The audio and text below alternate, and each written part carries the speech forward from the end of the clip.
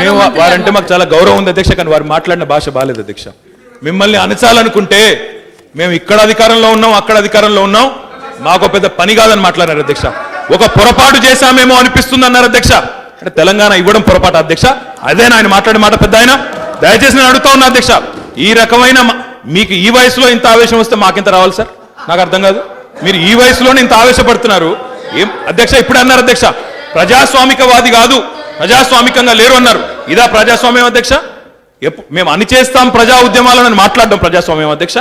అదే వారి చరిత్ర ఉంది, ట్రాక్ రికార్డు ఉంది అధ్యక్ష. చాలా దేశంలో చాలా చోట్ల ఇదే రకమైన అధికారంతో, ఇదే రకమైన అధికార దుర్వినియోగం చేసి అహంకారంతో, దురహంకారంతో ఫ్యూడల్ పద్ధతిలో కాంగ్రెస్ పార్టీ వ్యవహరించింది. కాబట్టి జాతీయ పార్టీగా చెప్పుకునే వాళ్ళు ఈరోజు ఒక పెద్ద సైజు ప్రాంతీయ పార్టీగా మారిపోయినారు అధ్యక్ష. ప్రజలు చీకొడతా ఉన్నారు మొత్తం భారతదేశంలో.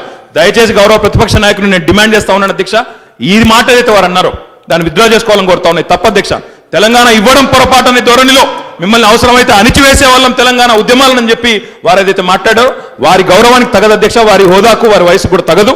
దయచేసి వారిని ఉపసంహరించుకోవాలని గౌరవపూర్వకంగా మర్యాదపూర్వకంగా విజ్ఞప్తి చేస్తా ఉన్నాను అధ్యక్ష. ఎందుకంటే ఇది మంచిది కాదు.